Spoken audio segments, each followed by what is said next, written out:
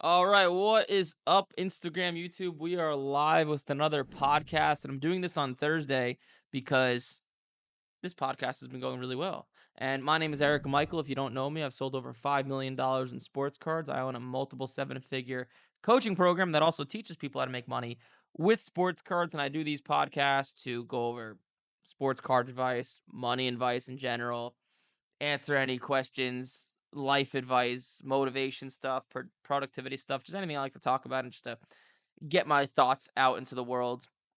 And I got a few things to go over and to talk about. Um, One of them, so football season starts today, sort of.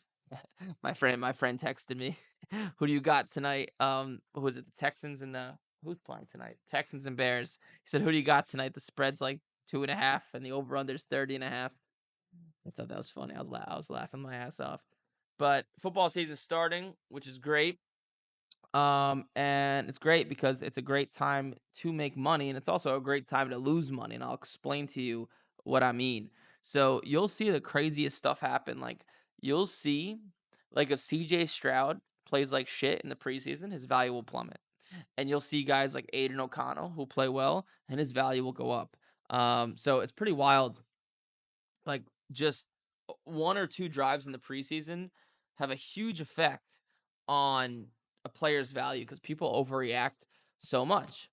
And what you could do is make money off of these swings.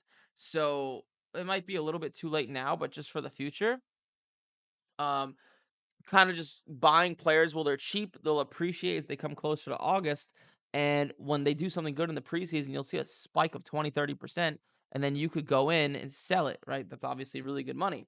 Just to give you an example. So I was talking with a student yesterday, and oh, what was it? What was the card? It was a Jalen Hurts Silver Prism PSA 10. Let me just look this up real quick. So a Jalen Hurts Silver Prism PSA 10. He bought this card. Yes. So he bought this card for $600 from our advice.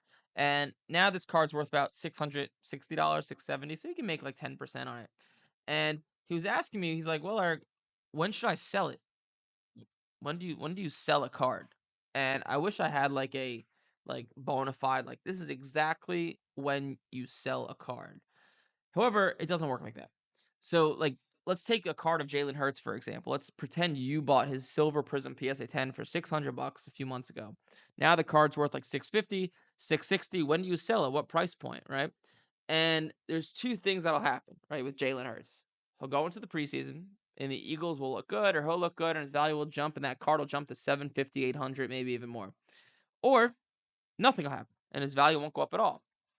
No matter what happens, like, you just wanna wait for the perfect time. Like, if Jalen Hurts goes and has a great preseason game 1, and his value jumps up 20%, sell it, right? Make your 150, $200, and maybe Jalen Hurts doesn't do anything the whole preseason, and it doesn't go up at all. Maybe even lose 5 to 10%, and you have to sell it late August, early September. Sell it. That's okay. Because if you make the correct, like, sports cards, kind of like poker, where if you make the correct decisions, you're not going to win every time, just like poker, right? Like, you can make the correct call and like get beat on the river. It happens, right? That's cards, it's gambling, it's business. But if you make them enough correct decisions, you'll make money. Because think about Jalen Hurts, for example, and like timing the football market and making money with football cards. Like, that student of mine, he bought the card Jalen Hurts for 600. Now it's worth a little bit more. And it's going to be very hard for him to lose money, right? Like, Jalen Hurts would really have to do something bad, or it would not turn out good for him. Something in the preseason, and it would not be good. And maybe he'll lose 5 to 10%. But the upside is like he can make 30-40% if Jalen Hurts starts to play well.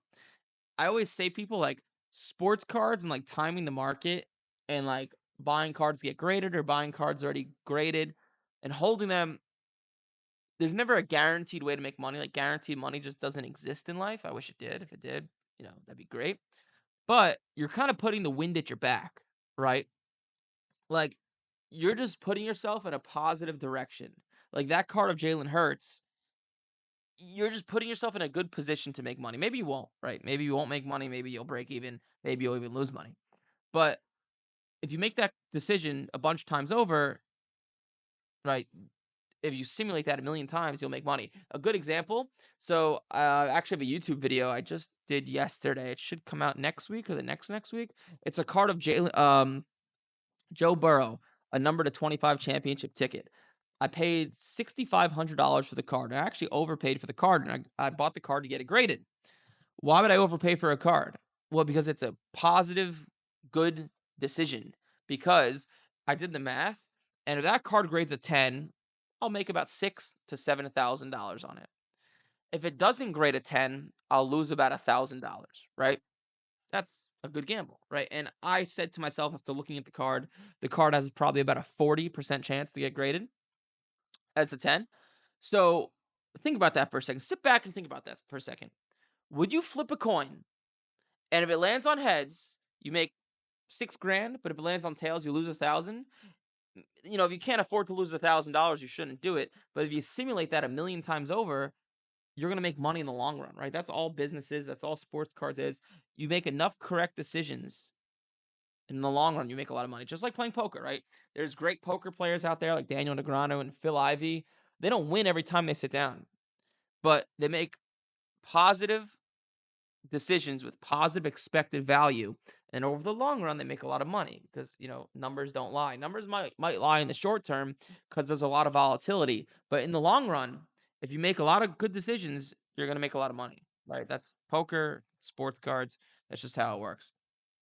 So, point I'm trying to make here is football cards. During the preseason, it's a great time to sell them. Wait for something exciting to happen. And what I would say also about football cards is that so when a season starts, sell them because most guys go down in value. It's just kind of how like it goes. Like I was talking about this with some students, and this is how sports cards works, right? So it's a lot of it's based on hype, momentum, and people ask me all the time, they're like, "Holy shit, Eric! Like, how are like all these cards like of like I don't know, like Anthony Richardson? How does he have cards out there that sell for 5, 10, $20,000 when he hasn't proven anything?" Right? It's a good question because I ask myself the same thing sometimes. But it's because the sports card market is really based on like a lot of hype and momentum. So this is how it goes. Like this is how sports cards works in a nutshell. So if you have, let's say, a Anthony Richardson Silver Prism PSA 10, I think the card's worth about like 300 bucks. That card used to be 250, now it's 300. It might even get up to 325, 350 late August, especially if he does something good. So when the season starts, I always like to relate sports cards to the 2008 housing crisis. You guys that are old enough remember the 2008 housing crisis, even though I wasn't really old enough. But a lot of people's values and card prices are driven by hype, momentum, fugazi, stuff that doesn't exist. Like Anthony Richardson, in all reality, should not be selling for what he sells for. It's just based on speculation, as opposed to like a blue chip stock like Patrick Mahomes, for example, where like he's won multiple Super Bowls. It's backed by years and years of being great. Anthony Richardson is just backed by speculation.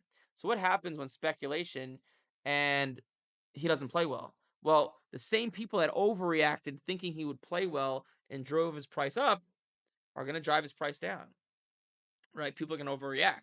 Just like a penny stock, right? Like penny stocks are very volatile because the littlest thing that happens could drive it up or drive it down by 20, 30, 40%, as opposed to like Disney, for example. Like if Disney has a bad quarter, their stock's only going to go down a few percent, right? So that's because Disney is backed, their stock is backed by decades and decades and decades of sustainable business, right? A penny stock or a small company is not. So you see way more swings in them, just like Anthony Richardson's a penny stock, right? You're gonna see way more swings if he like. I bet my ass his Silver Prism PSA 10. Let's see. Wait, let's see what it sells for real quick, just so I'm not talking out of my ass here. So Anthony Richardson Silver Prism PSA 10 does about 470 to $500. So I will bet you odds are that card will be worth like 300 bucks to 250 by like week 6, week 7. Or if he plays well, it'll shoot up. It's probably not going to stay the same. But that card that sells for $500 right now, that value is too high for what he's actually done on the field, if that makes sense. So that's why most guys, and that's why you always see me say like sell before the season starts, because not everybody, but most guys go down in value. And Anthony Richardson, he might even start off the season 4-2 and 7 touchdowns and 4 interceptions, which is pretty solid. But you'll see his value go down. Why?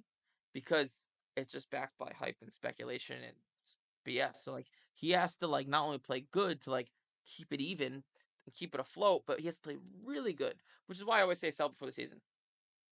Um, and a good way to kind of look at this is using a tool called Market Movers. So I can't share my screen right now. I wish I could, but Market Movers is an app that will show you like trajectories and data of sports cards, and you'll see like go back to like I don't know like Jalen Hurts last year. I was actually looking at this the other day, which is why it comes to mind. So like Jalen Hurts last year started off 6-0, okay, and his value still went down a little bit. Doesn't make any sense, right? But it's because when he started the season, people were so excited about him. He didn't live up to the Patrick Mahomes level hype, and it went down. So that is kind of how the football market works, sports cards, which is why I say always sell before the season. Do yourself a favor. Like scouts who have billions of dollars at their disposal can't predict who the next best player is going to be. Like, here's an amazing stat: 50% of NFL quarterbacks drafted in the first round are out of the league within 5 years.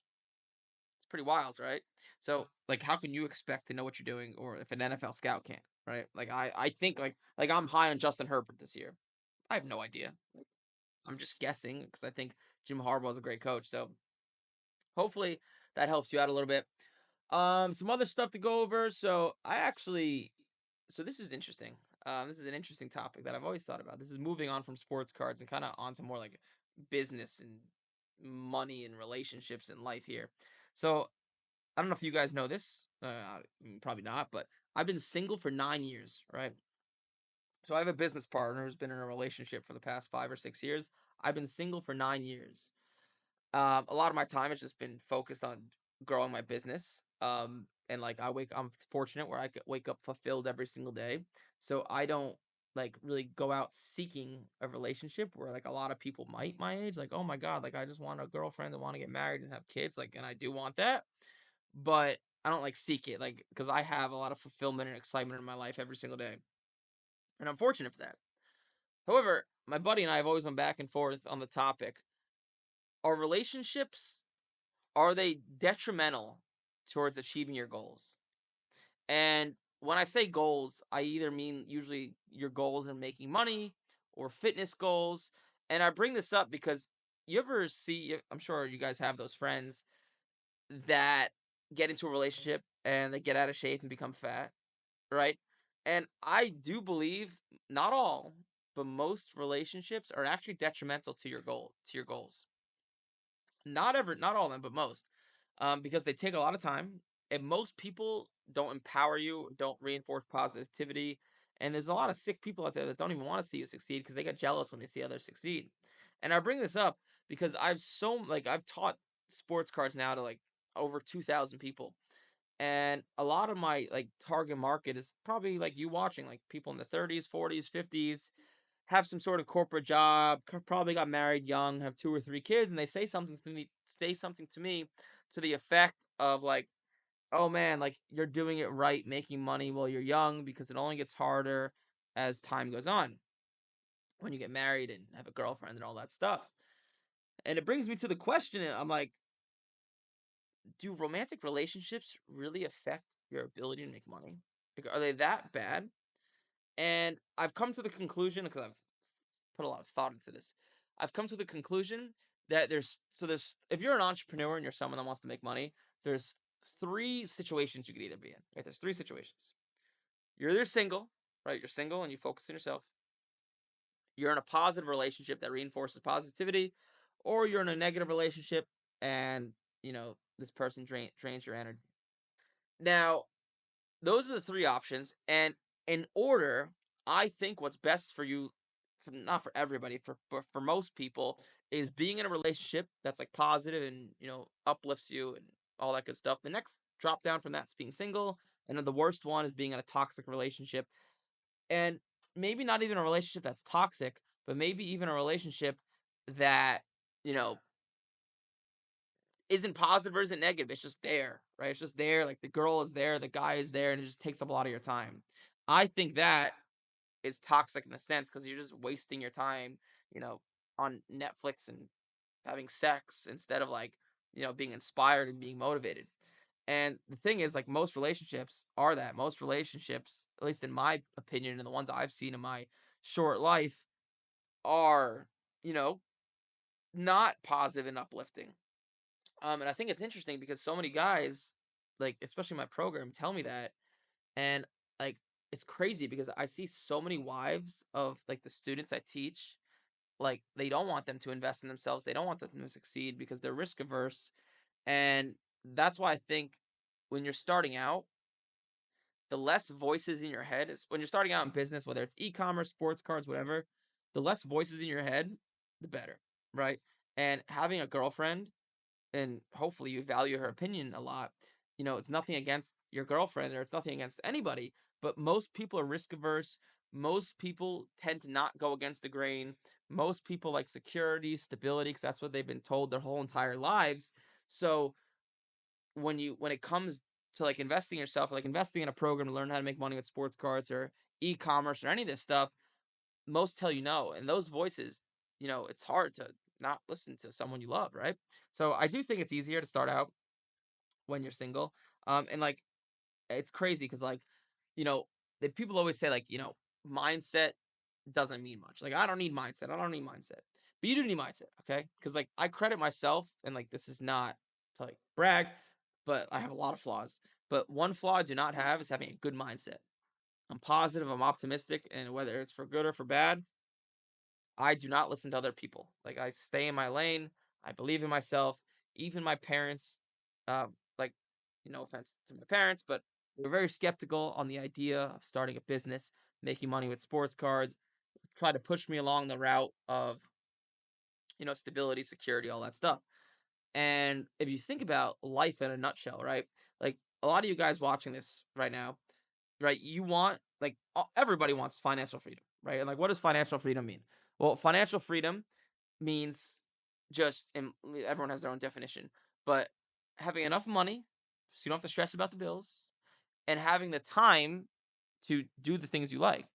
Like financial freedom, all that means it's really time freedom, right?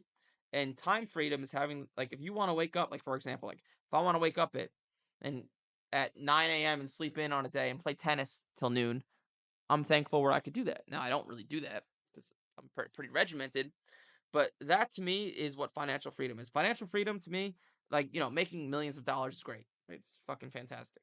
But like making enough money so you don't have to stress about the bills and so you can spend time with your family, spend time with your kids, spend time with whoever. And that's what I think is the most important thing, or like what people mean when they say financial freedom for the most part. And now having financial freedom or time freedom is something that most people do not like achieve, right? It's not a normal thing. Like the normal thing is to have a job, security, stability, 401k, all that shit, right? So think about this, right? Think about this camera while I'm talking to you. Would would you take math advice from a history teacher? No, right? You would take math advice from your math teacher, right? That makes perfect sense. Would you take financial advice from someone that isn't where you want to financially be? You wouldn't when you think about it logically like that. But so many people do, right? I can't tell you how many people will, join our program or like think about it and, say something. They'll be like, like, let me just ask my wife and see what she thinks. No offense to your wife and no offense to anybody. But if your wife is not where you want to financially be in life, why would you ask her for advice on finances? Does that make any sense? Right? When you think about it like that, but like the reason we do that is because you want that like reinforcement when you're getting into business or entrepreneurship or buying and selling sports cards wherever. Is no reinforcement. There's no reinforcement until you prove it and start to make money. There's none, right? You'll be skeptical. Your wife will be skeptical. Your parents, your uncle, your aunt. Nobody will believe you. Most people think everything's a scam in life, right? That's how this shit works. That's why entrepreneurship is hard in the beginning because nobody is going to believe in you. Even if they say it, they're not going to believe shit until you've actually made money. Example from my own life, like my parents, when I was starting Major League Profits instead of getting a job, they were very skeptical, right? And they were, you can't blame them. Making money online, social media ads, it's very new to them. They're 60 years old, so don't blame them. And they didn't believe in any of it until 2 years down the line when my business partner and I took our families on a five-star all-inclusive vacation. Then all of a sudden it's like, "Whoa, okay, like, I guess it works."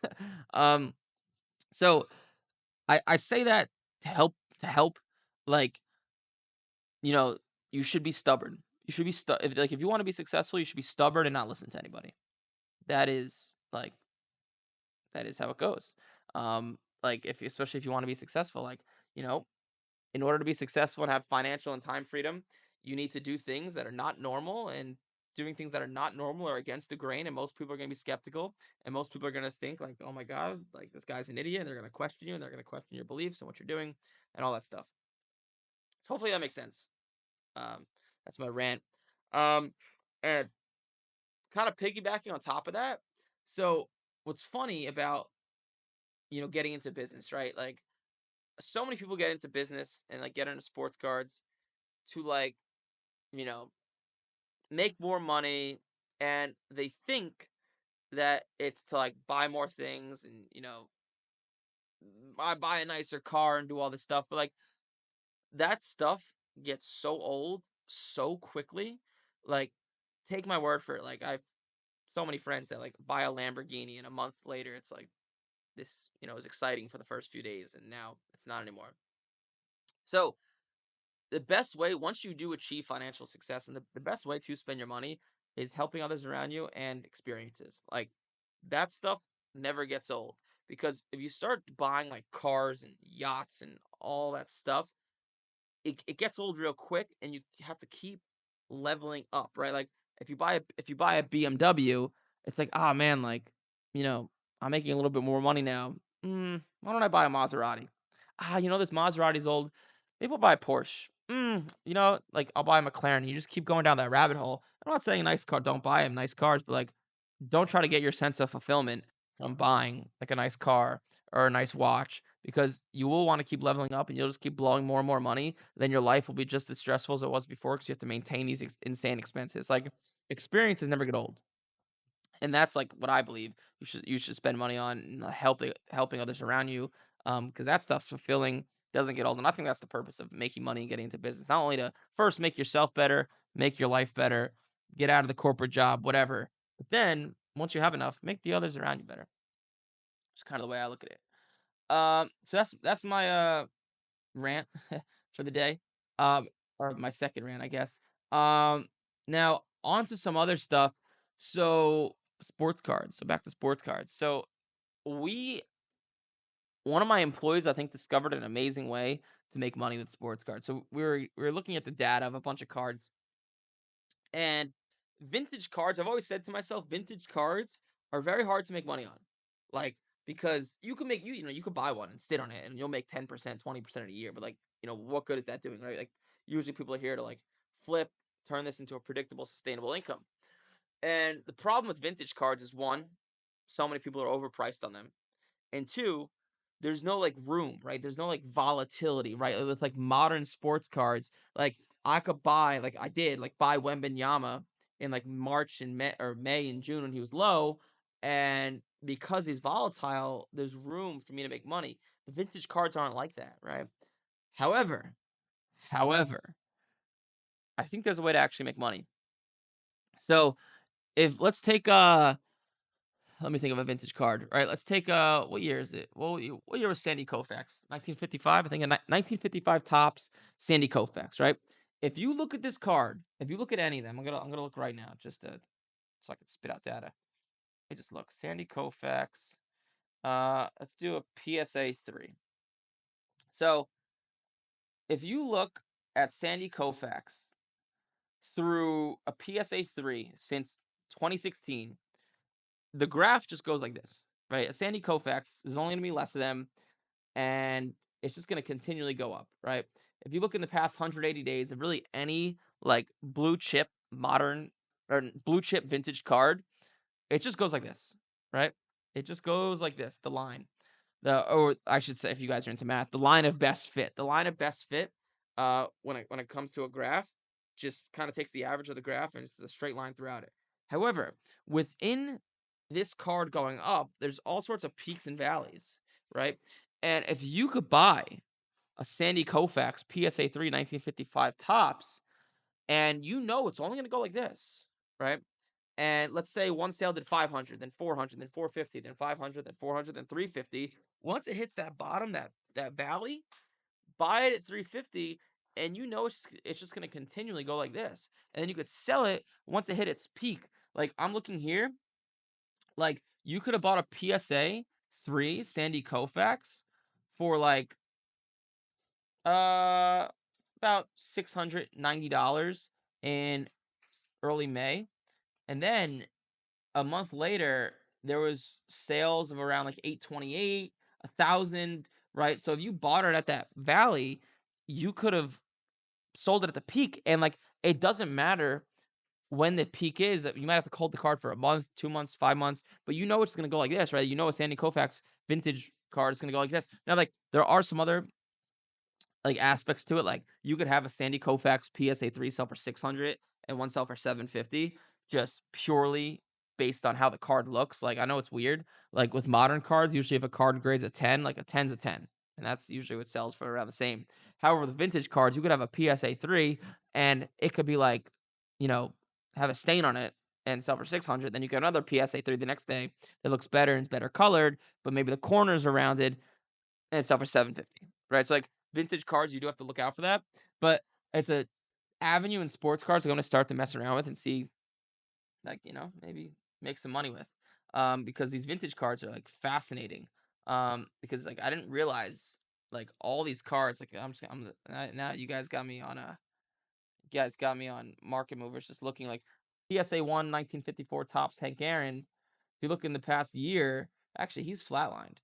But in the past, like Hank Aaron, over the course of the past, whatever years, like 7, 8 years, it only goes like this, right?